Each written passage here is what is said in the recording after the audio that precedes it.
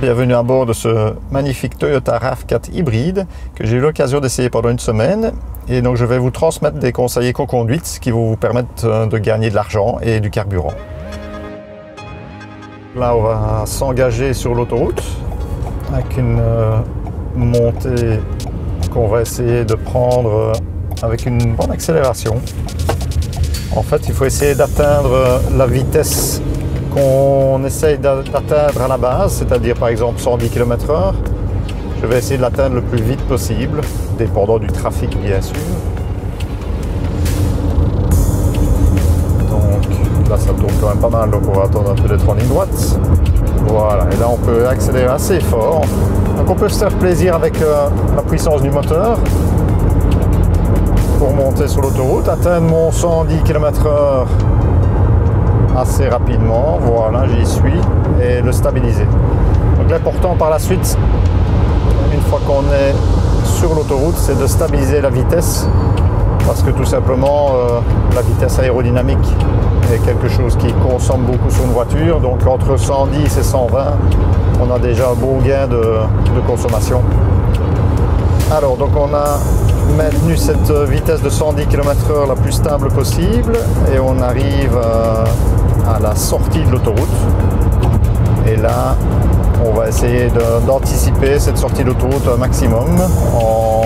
Par exemple ici j'ai des camions sur la file de droite, la sortie est à 800 mètres, donc je vais me caler sur la droite derrière un camion et commencer déjà à bien perdre de la vitesse en coupant mes gaz et me laisser rouler en essayant d'avoir s'il y a besoin un freinage mais qui est très léger.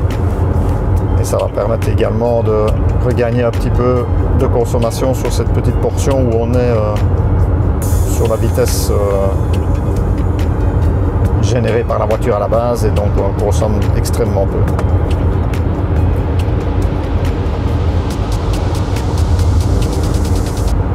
Et là, on va sortir de cette autoroute bien calmement, léger freinage, ça recharge les batteries. Donc il n'y a pas besoin de pousser très fort, et on se fait perdre de la vitesse de manière très progressive. Et ça charge les batteries, et là, à la sortie de l'autoroute, quand je vais tourner à gauche, je vais pouvoir repartir sur les batteries et pas sur le moteur thermique. Ça va bien faire économiser également. Nous avons devant nous une route très intéressante pour la régénération d'énergie, puisque les batteries vont se recharger grâce à des descentes comme celle-ci et avec des légers freinages. Vous le voyez d'ailleurs sur le tableau de bord, l'indication qu'on est en train de charger de la batterie. Et donc ça c'est vraiment très intéressant, puisque après cette descente vous aurez une batterie pratiquement complètement rechargée, et donc une possibilité de faire pas mal de kilomètres après en électrique. Voilà, j'avais un pied légèrement posé sur le frein dans toute la descente. Il faut être un peu fin avec le pied, mais ça ne marche pas mal du tout. Un peu d'habitude et ça ira très bien. Voilà, on arrive sur un rond-point. Donc là, on a bien rechargé dans la descente. Le rond-point est libre, donc je peux y aller direct.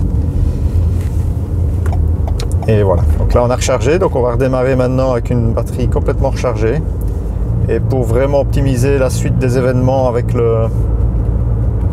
la conduite éco, c'est de maintenir des vitesses les plus stables possibles, et en les anticipant bien sûr les pertes de vitesse. Voilà, là on va arriver sur une zone 70 km/h, donc je vais me caler juste à 68-70. Voilà, parfait. Et là c'est 50, donc j'ai coupé les gaz tout de suite pour me mettre à 50 avec un très léger freinage. Et là on essaye de maintenir ce 50 à l'heure dans toute cette zone.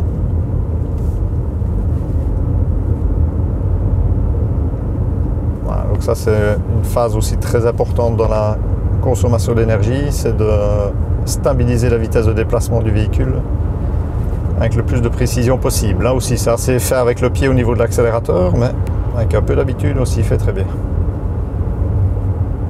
Une des applications à avoir en éco-conduite, c'est bien sûr tout ce qui est anticipation.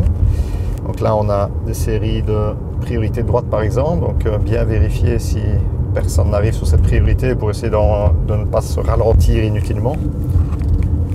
Des virages qui s'enchaînent, et donc là aussi adapter la vitesse en suffisance par rapport aux amplitudes des virages. Donc ça ne sert à rien de prendre beaucoup de vitesse pour venir freiner très fort à l'approche d'un autre virage. Et là en plus on est en descente, donc on peut profiter vraiment de toute la technologie hybride pour recharger les batteries, avec régulièrement des légers freinages qui rechargent bien cette batterie. Bonne route et restez prudents.